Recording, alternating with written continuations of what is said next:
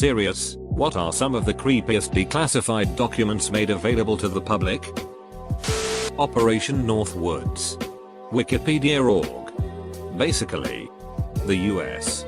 The plan involved blowing up US. It was backed by the DoD and Joint Chiefs of Staff. Thankfully, John Kennedy vetoed the idea. According to Adam Walensky, JFK's speechwriter and friend at the time, JFK left the meeting and said, "And we call ourselves the human race." Edit, changed RFK to JFK. Because I'm a dumbass. Also, I get it dudes. 9-11 was an inside job. Edit 2.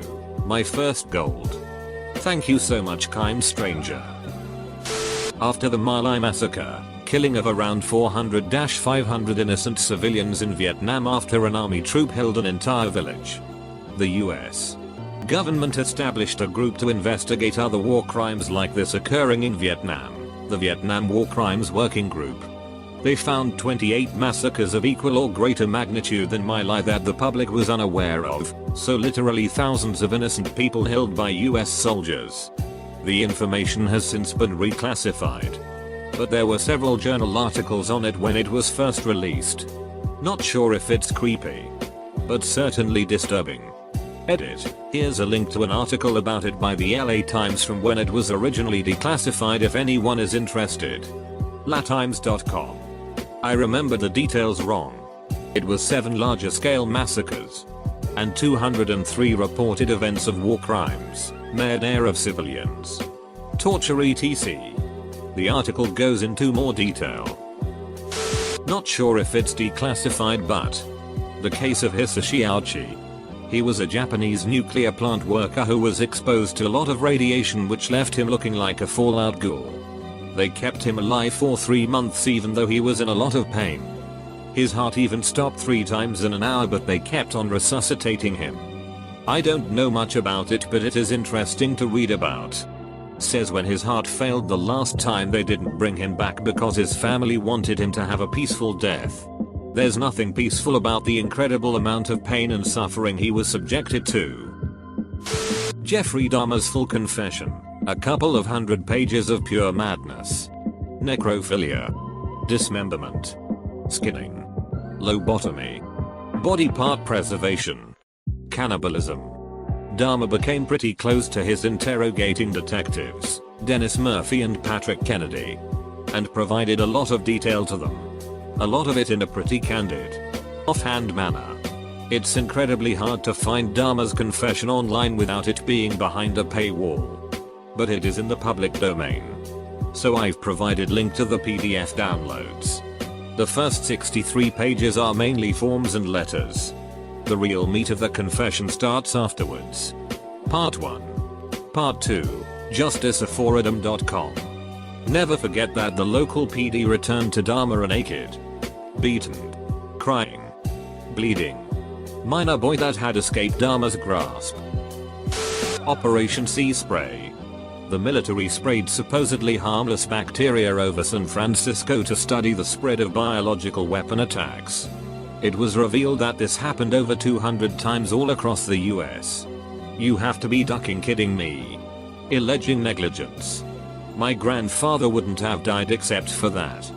And it left my grandmother to go broke trying to pay his medical bills. Says Mr. Nevin's grandson, Edward J. Nevin II, a San Francisco attorney who filed the case in US District Court. The Nevin family appealed the suit all the way to the US Supreme Court, which declined to overturn lower court judgments. Not so much creepy, but rather pretty freaking cool in a 50s sci-fi movie kind of way. Project 1794, top secret program with the US Air Force working with a Canadian aeronautics company to build a supersonic flying saucer-like aircraft that would be able to simultaneously wage psychological war on our Cold War enemies as well as physical war. It was also designed to be a bomber. The project was scrapped when they figured out that not only would it be too expensive to build enormous flying discs, but also that crafts of that shape were near impossible to fly at supersonic speed. I'm pretty sure a lot of UFO conspiracies were started by their smaller test flight models. Area 51 has something to do with aerospace engineering if I remember correctly. Wouldn't be surprised if they tested some prototypes there. In 1984, a psychic remote viewed the planet Mars for the CIA. In his remote view he's asked to travel backwards to several points in time in Mars history and several points of interests using coordinates. The psychic ends up describing things like some sort of planetary catastrophe, strange structures, including pyramids, and the strange inhabitants on the red planet. Whether you believe in aliens and conspiracy theories or not, it's definitely weird that an official branch of the government has run experiments like these. MKUltra was pretty ducked up. CIA created mind control program that tried a bunch of different things to control behavior in people. Paid people to be LSD test subjects by picking them off street and paying them in coke just to leave for them dead after. Among other stuff. Unabomber was a test subject and it ducked him up and lead to him killing people. Also the author of One Flight Over the Cuckoo's Nest was a test subject. Not exactly creepy, but Operation Success.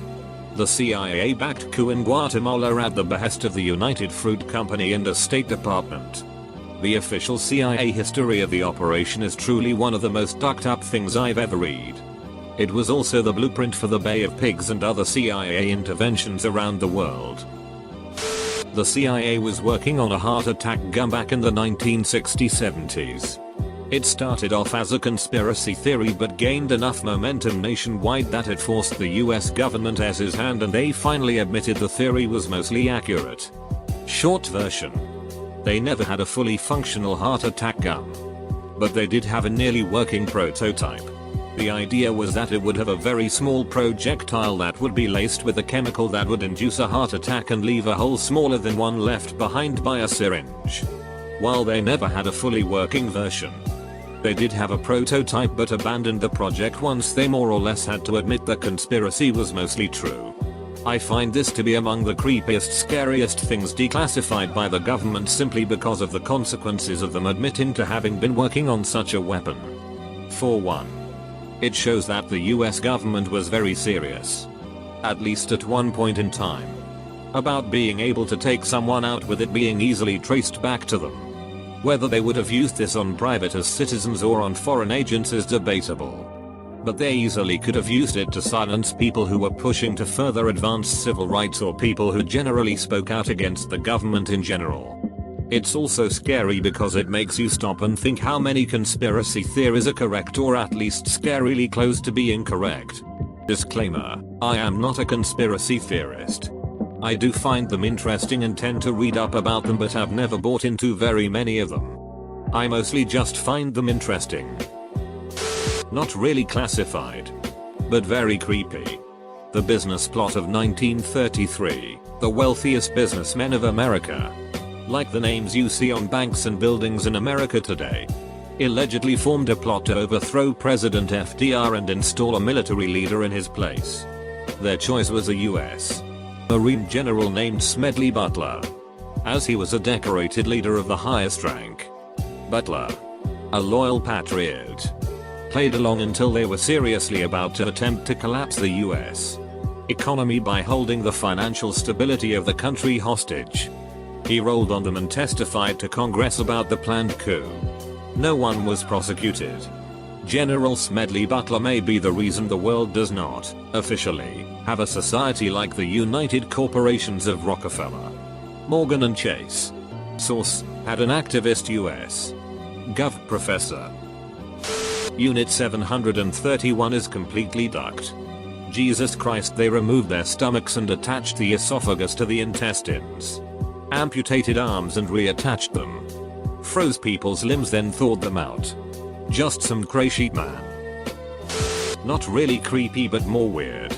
The Pentagon commissioned an initiative called the Advanced Aerospace Threat Identification Program, and they recently just released footage of US military aircraft approaching these advanced aerospace threats. I mean, what the hell are these guys doing? The CIA were informed that Hitler was hiding out in South America in the 50s, and thought it credible enough they investigated. There's even a photograph of the suspected Hitler with the principal source of information. Warning: edit. People are claiming it automatically downloads a PDF from the CIA's website. Which wasn't my experience, but I thought I'd put a warning here. Who was also a former member of the SS that believed the Allies couldn't prosecute Hitler for war crimes because it had been too long. Operation Northwoods. The reality of this ever having occurred. That heads of the US government actually planned to commit acts of terrorism against their own people makes the questioning of things like 9/11 not only completely forgivable, but absolutely necessary. How about Nixon's undelivered speech announcing that Neil Armstrong and Buzz Aldrin were stranded alive on the moon with no hope of rescue? Watergate info. This was made just in case this happened. Right. Yeah.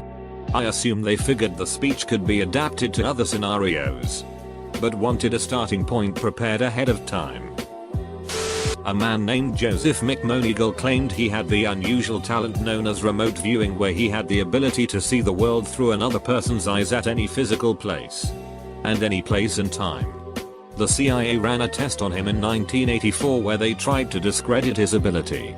They gave him a piece of paper with coordinates and a date and time written on it, and told him to tell them what he saw. The catch was the coordinates were on Mars and the date was a million years in the past. However, to their surprise, when McMoneagle began to describe what he saw, he described an unfamiliar landscape and said that he viewed a civilization in dire state. He then went on to describe complex infrastructure spanning the strange landscape, such as roads, aqueducts, channels and pyramids. He described the entities that he saw as tall shadowed figures, and it appeared that their situation was critical and on the brink of apocalypse. The CIA declassified the entire transcript, which can be read by anyone online. SciGov.